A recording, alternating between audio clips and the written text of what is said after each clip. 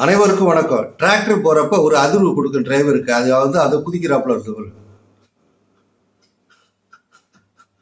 இப்படி ஒரு அதிர்வு நீங்க பார்த்துருக்காங்க. இதே போல ஒரு சாமியார் இருக்காங்க. அந்த பெண் சாமியார் பேரு அன்னபூரணி. இப்போ 3வது திருமணம் பண்ணிக்கிட்டாங்க. ஏன்னா இவங்க பொது வாழ்க்கைக்கு மக்களுக்கு ஆசீர்வாதம் நம்ம அருள்வாக்கெல்லாம் கொடுக்குறாங்க அப்படிங்கிற சொல்றதுனால தான் இதை பற்றி நம்ம பேச வேண்டியிருக்கு.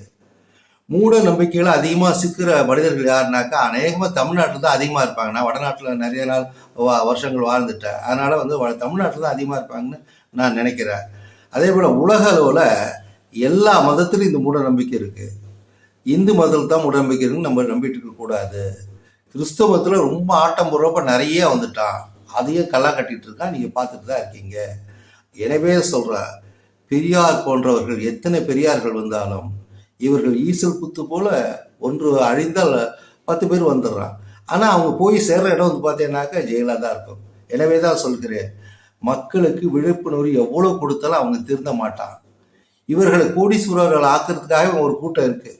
அவன் 10 பேர் போய் காலில் விழுந்தால் படப்படனே எல்லாரும் வந்துடுறான்.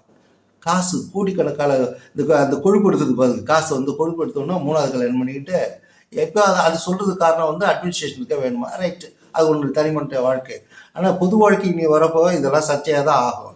எனவே தான் சொல்கிறேன், மக்களுக்கு நல்ல விழிப்புணர்வு தேவை, சிந்திக்கக்கூடிய தன்மை தேவை, முறையான சட்டங்கள் கூட வரணுங்க.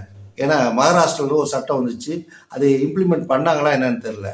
இது மாதிரியான போலி சாமாயர்கள் மாய மந்திரம் வைக்கிறவங்களுக்கு தெரிஞ்சிட்டா 7 வருஷம் ஜெயிலில் போகணுன்னு சொல்லியிருந்து ஒரு சட்டம் வந்துச்சு. அது இம்ப்ளிமெண்ட் பண்ணுறது எனக்கு தெரியல. தெரிஞ்சால் கமெண்ட் பாக்ஸில் சொல்லுங்கள்.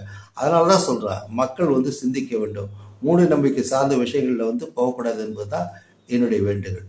நீங்களும் சிந்திங்க. நன்றி, வணக்கம்.